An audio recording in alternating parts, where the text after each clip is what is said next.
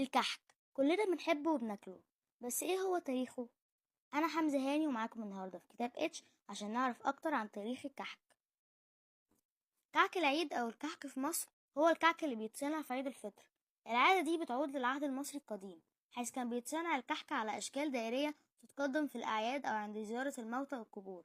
كمان كحك العيد ده من مظاهر الفرح والاحتفال عند المصريين.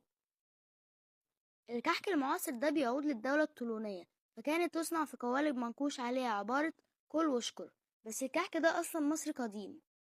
علماء الآثار لقوا طريقة وصور الكحك منقوشة على جدران المعابد في الأقصر ومنف وفي القبر في هرم خوفو في الجيزة.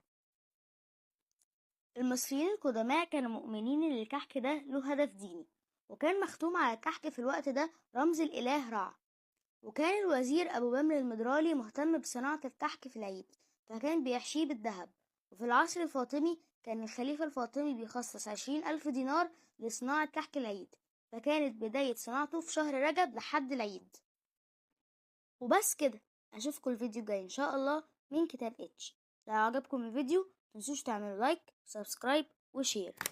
سلام.